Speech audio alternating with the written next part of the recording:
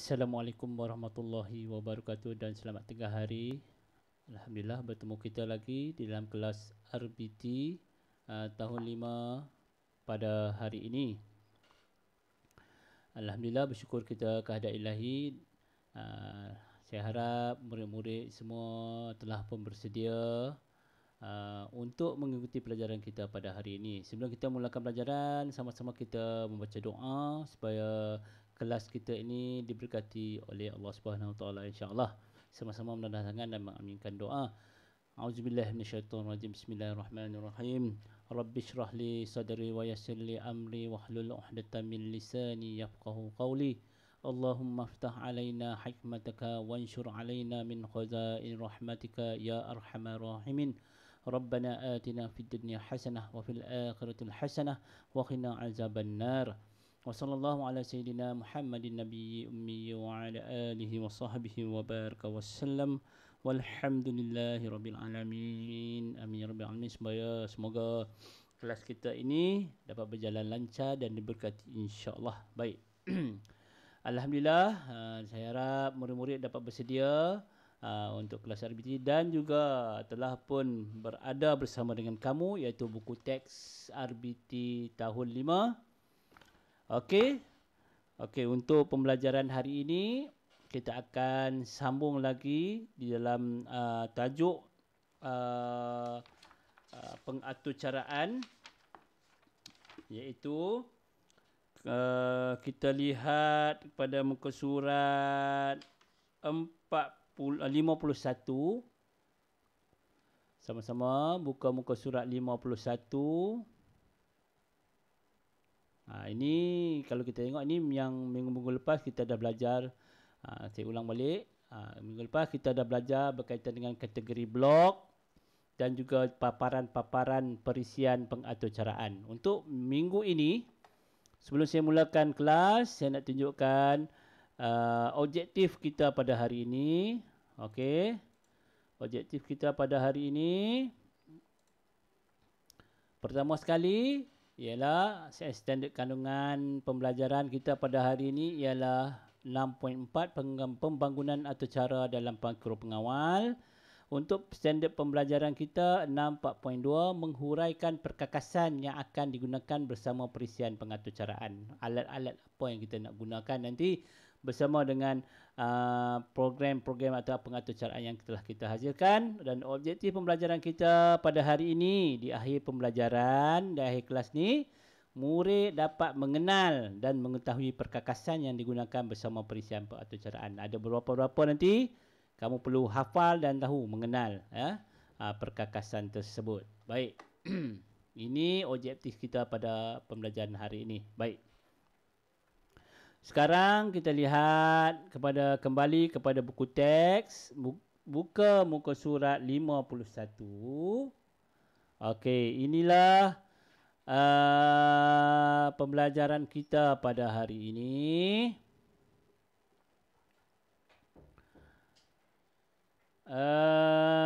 Kita lihat muka surat 51. Sebelum saya buka muka surat 51, saya nak tengok balik kelas yang sebelum ini, latihan yang telah saya bagi pada minggu lepas. Kita tengok balik berapa orang atau kelas mana yang telah pun menyiapkan. Kita tengok balik RBT tahun 5. Okey, daripada kelas tahun 5 sepatutnya kita ada 122 orang. Hanya 42 orang sahaja yang hantar ataupun membuat tugasan. Jadi saya harap murid-murid tahun 5 Tun Perak, 5 Tun Fatimah, 5 Tun Mutahir dan juga 5 Tun Ali untuk buat latihan dalam Google Form yang telah saya lampirkan. Yang belum buat yang sebelum ni pun buat. Hari ini pun saya akan lampirkan lagi latihan untuk hari ini. Terima kasih juga saya nak ucapkan kepada mereka yang telah pun menyiapkan tugasan. Nur Anati Belkis, Afzan Syakir yang kamu dapat lihat di belakang ni, Afzal Razin, Damia, Muafah. Ni mereka-mereka yang telah siapkan tahniah. Terima kasih Ya, mereka dapat siapkan pada masa yang telah diberikan seminggu. Ha? Ahmad Yusof, Aimni Batrisya, Aimi Mardia, Muhammad Haji Al-Waris. Terima kasih. Dan kita tengok graf kelas-kelas tahniah kepada 5 Tun Fatimah. Kamu antara kelas yang paling ramai sekali yang menyiapkan. Walaupun ramai, tetapi masih lagi tidak mencapai separuh. Tapi tak apalah. Kita tengok Tun Perak hanya 11 orang, Tun Fatimah 16 orang, Tun Mutahir 12 orang, Tun Ali 3 orang. Jadi kelas 5 Tun Ali, saya harap saya tahu kekangan-kekangan, cubalah sedaya upaya untuk menyiapkan tugasan-tugasan yang diberi. Kalau tak boleh, insya-Allah kita akan cuba sambung di sekolah nanti. Apapun, saya harap cuba buatlah kalau semana yang boleh. Baik, antara yang minggu lepas kita belajar tentang kategori blok dalam M blok, ya, perisian M blok. Hari ini, kalau minggu lepas kita dah tengok tentang perisian, hari ini kita nak tengok tentang perkakasan. Apa dia perkakasan? Alat-alat yang digunakan untuk mengawal atau menggerakkan atau cara yang telah kita bina. Okey? Sebelum ni perisian. Yang ini ialah perkakasan. Okey? Perisian, software, yang ni hardware. Okey, apa yang kita nak gunakan? Baik. Pertama sekali, kita terus kepada pembelajaran kita pada hari ini. Perkakasan ialah mikro pengawal. Apa dia mikro pengawal? Mikro pengawal ialah mengawal peranti elektronik berdasarkan atau cara yang dimuat turun ke dalamnya dan boleh menerima input, memproses dan mengeluarkan output. Maksudnya apa? Perkakasan ni microchip. Mikro pengawal ni microchip lah. Kalau kita tengok, dia semacam motherboard kalau dalam komputer. Chip dia macam fungsi otak dan dialah atau cara mana segala atau cara yang kita bina dalam perisian tu kita akan download dekat dia. Dia yang akan mengawal pergerakan atau cara ataupun robot ataupun apa-apa saja. Kalau kita tengok perkakasan elektrik yang lain pun mesin basuh, apa lagi?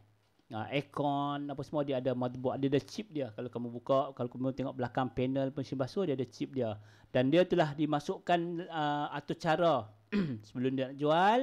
Kat kilang dia buat atur cara, dia masukkan dalam board ni lah, mikro pengawal ni untuk contohnya mesin basuh. Jadi kita balik, bila ada bungkus siap, kita balik, kita guna kat panel, kita tekan je. Bila kita tekan tu, kita dah mengaktifkan atur cara yang telah dimasukkan dalam mikro pengawal ni. Jadi mesin basuh tu dia berfungsi ikut atur cara yang telah ditetapkan dalam mikro pengawal ni. Basuh, hard, kalau berat dia akan timbang dulu baju ni berapa, masukkan air, kemudian masukkan sabun, kemudian pusing berapa kali, kemudian bilas, masukkan air, keluar air, sembuh air. Itu semua dikawal daripada papan mikro pengawal ni lah. Chip ni lah, atur cara yang telah kita bina lah. Sama juga dengan ni. So kita nak belajar RBT tahun 5 ni, bagaimana atur cara itu melaksanakan, memberi arahan kepada perkakasan untuk melakukan kerja yang diarahkan. Baik. Kita ada 1, 2, 3, 4, 5, 6, 7, 8, 9, 10 perkakasan yang kita nak tahu. Tapi untuk hari ini, memandangkan kita dalam kekangan pembelajaran di rumah, saya akan bagi 5. Maksudnya minggu ini kita akan mengupas atau kita akan belajar 5 perkakasan. Minggu depan kita akan belajar lagi 5 perkakasan supaya benda itu dapat kamu belajar dengan lebih mudah, sebab kita belajar secara maya ni. Kalau saya nak bagi banyak-banyak, kadang-kadang tak capai objektif. Baik. Itu kita lihat kepada alat yang pertama, iaitu papan mikro pengawal. Kamu boleh tengok contoh, dibagi 3 di situ, contoh-contoh papan mikro pengawal, ya. Baik. Yang kedua, perkakasan yang kedua ialah suis tekan. Suis tekan ni memutuskan dan menyambungkan litar elektrik. Maksudnya apa? Dia macam suis lah. Jadi bila kita buat board tu nanti, dia ada button on dengan off. Kita tekan, so kita tekan, dia ada elektrik, so dia akan berfungsi lah. So ni antara perkakasan, dia ada macam cakok, dia akan lekat pada litar tu nanti, pada board tu nanti. Jadi kamu kena tahu, kalau kamu tengok benda ni, oh ini merupakan switch. Ya, bukan benda nak main-main apa, dia boleh tekan. Bila tekan dia sambungkan wire, maksudnya berlakulah arus elektrik. Bila tekan sekali lagi, dia angkat, maksudnya off. Sama juga dengan switch kat rumah kita tu, yang kita duk tekan-tekan tu. Bila kita tekan bawah, maksudnya wire tu dia akan sambung bagi ada elektrik. Kalau kita tekan tutup, dia akan terangkat. Maksudnya tak ada elektrik berlaku, so lampu tak menyala, switch tak menyala. Apa saja peralatan tak ada arus elektrik, dia tak berfungsi. Bila kita tekan tab, dia akan sambung wire tu. Bila sambung wire adalah elektrik. Kalau kamu kena tahu itulah. Switch lampu lah, switch apa, bila kita off, dia terangkat. Maksudnya tak berlaku arus elektrik. Itu dia punya konsep basic asas dia. Okey. Kita tengok seterusnya perkakasan yang ketiga. Alamak, lajak. Perkakasan yang ketiga iaitu perintang tetap. Apa dia perintang tetap ni? Ni yang color-color ni. Kamu jangan tengok yang bawah tu. Tengok yang ni. Okey, perintang tetap ia menghadkan arus elektrik. Yang ni pun kena adalah. Nanti kita akan masuk, kita akan join. Apa dia? Tujuan dia? Dia nak menghadkan. Kita tak guna elektrik yang banyak. Jadi kalau kita guna arus elektrik banyak nanti, dia akan berlaku. So, dia akan mengawal berapa volt elektrik yang akan digunakan. Jadi dia tak berlakulah lebihan elektrik.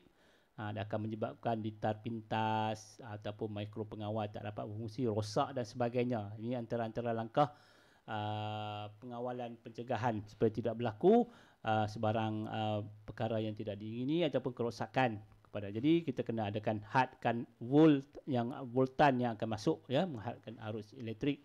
Okey, yang ni yang ketiga. Seterusnya yang keempat, ini senang. Ini ialah pembaz.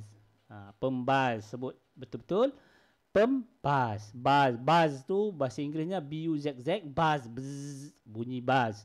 Tapi dia mengisyaratkan, mengeluarkan isyarat dalam bentuk bunyi. Kita nak bunyi sound. Kalau kita micro tit, bzz, tit. Kalau kita tengok dalam mesin basuh, dia ada bunyi dia.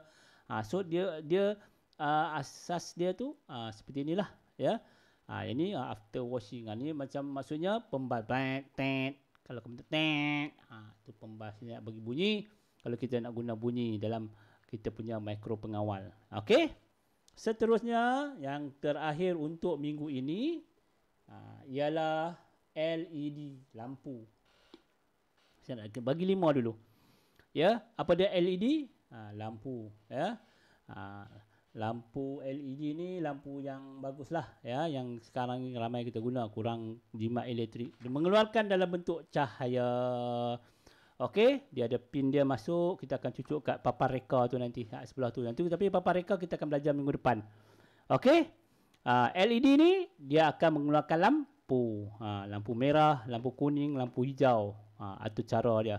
Kita akan boleh letakkan atur cara bila sentuh yang ini sampai ke peringkat ni keluarkan lampu. Itu semua insya-Allah kalau kita dapat balik ke kelas, balik ke sekolah nanti, dan kita akan buat set microbit dan sebagainya, kita akan cuba buatlah setakat yang mampu. Hari ini kita di alam maya ni secara PDPR kita mampu belajar secara teori.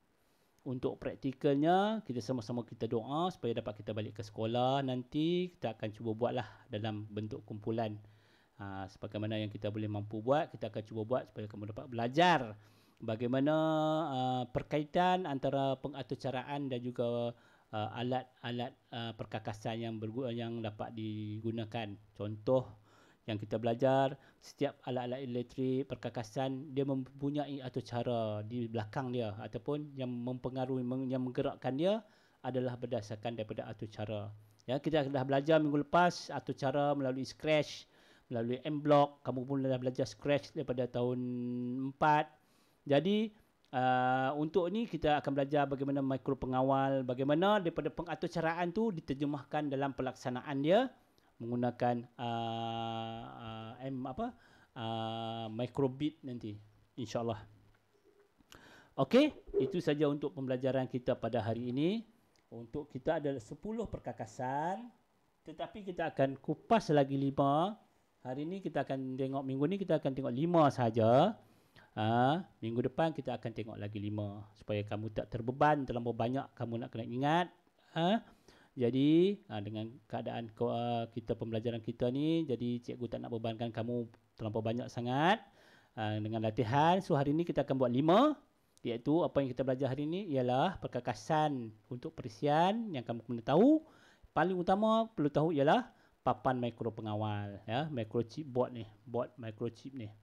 Kemudian switch tekan ada 10, kita belajar 5. Kemudian perintang tetap, pembas untuk bunyi, perintang tetap untuk menghadkan elektrik dan juga lampu. Lampu ataupun kita guna LED, ya, mengeluarkan isyarat lampu dalam bentuk cahaya. Yang lain bepareka, motor servo apa semua, kabel, kita akan belajar insyaAllah pada minggu hadapan. Itu saja untuk kelas kita pada hari ini. Jadi cikgu harap kita dapat capai objektif kita hari ini separuh dulu, iaitu mengenal dan mengetahui, ya, perkakasan-perkakasan yang dapat digunakan bersama dengan perisian pengaturcaraan. Itu sahaja. Cikgu harap kamu dapat siapkan tugasan dalam Google Form yang cikgu akan lampirkan selepas kelas nanti. Habis kelas nanti, dalam pada sama cikgu akan sertakan link Google Form. Dapat jawablah, kita ada 122 orang murid. Ya, jawablah, ada 42 je, tak susah pun. Ambil peluang. Kalau tak mampu untuk siapkan hari ini, siaplah. Kita ada 2 minggu kerana minggu depan kita akan bercuti seminggu untuk cuti sempena Hari Raya Adil Adha. Jadi selamat Hari Raya lah. Hari Raya Adil Adha, bercuti seminggu. Kemudian kita akan sambung semula kelas RBT kita selepas tersebut. Dan sama-sama kita doakan agar COVID-19 ni, kes-kes COVID ni menurun dan kita dapat kembali ke sekolah supaya dapat kita belajar dengan lebih selesa, dengan lebih jelas dan lebih mudah lagi, insyaAllah. Itu saja, saya sudahi kelas saya ni dengan ucapan wabillahi taufiq wal hidayah. Wassalamualaikum warahmatullahi wabarakatuh. Bye-bye.